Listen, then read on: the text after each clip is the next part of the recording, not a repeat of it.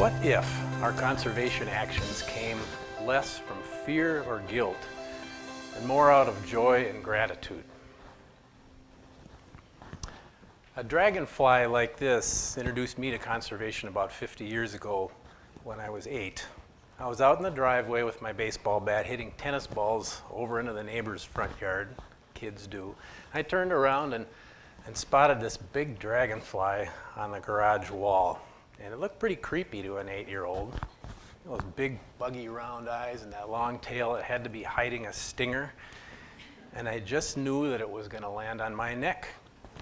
But see, I was already a serial bug killer. I had sat on a bee when I was 4, and every bug was the enemy after that, unless it was a butterfly like this one on the poster over here. So I went over to the wall, and I got the fat part of the bat on that dragonfly. Well, my dad heard this thud, and he came out from the garage.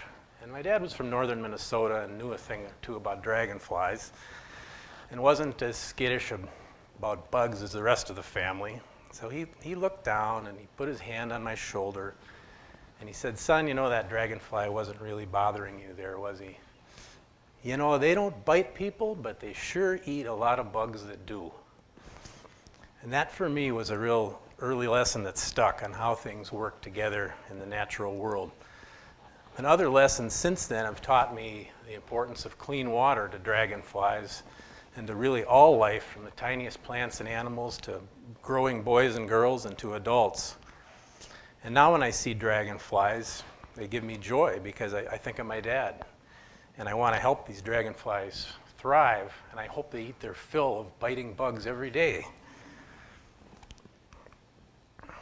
For many of us, though, early conservation lessons had more to do with fear and guilt because some ugly things were happening out in our environment.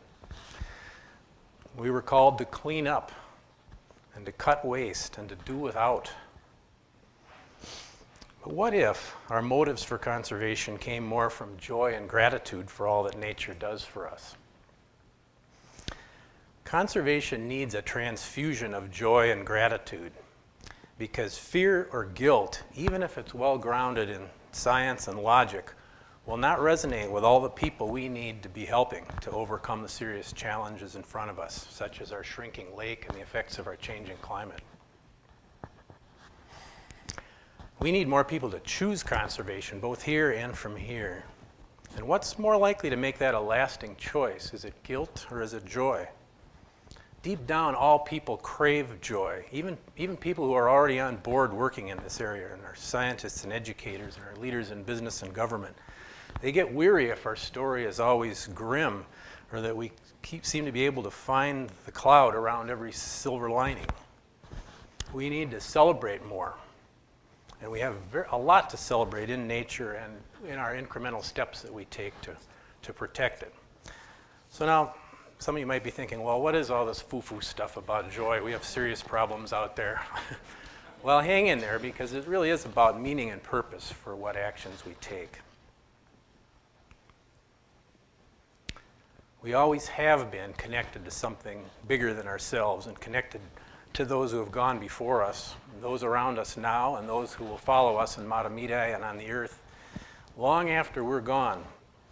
And we're also connected to nature. We're not apart from it. Nature provides for us. It takes care of us, and we should feel good when we care for nature, just like we feel good caring for other things that we treasure, like our families and our homes and our towns. Remember those people who first shared their joy in nature with you? You know, somebody who first took you on an outdoor adventure or taught you how to grow food or beautiful flowers or how to feed the birds or to plant a tree.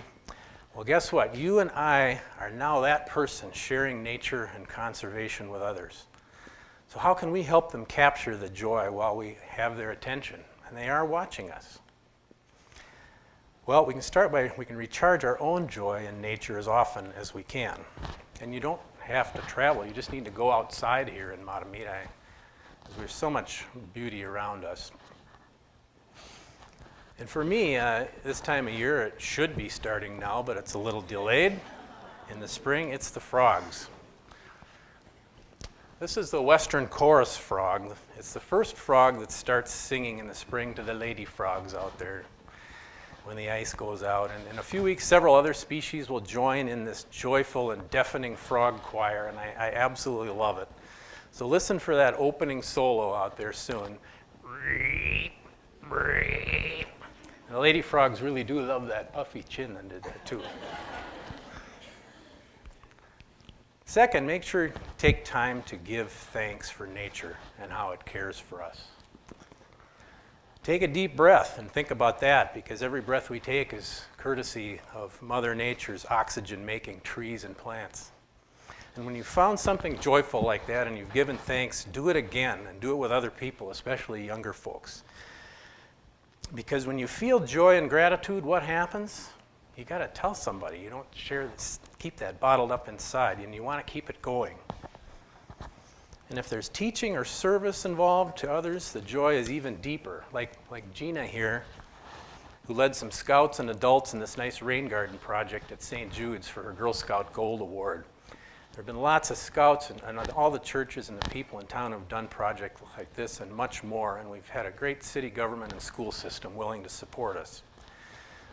Kids like Gina and Davis and the students who raised money for our wind turbine out back, thank you for that inspiring leadership that you've demonstrated for us already. It's not too early or too late for any of us to start thinking about our legacy. Native Americans were known for thinking ahead 7 generations.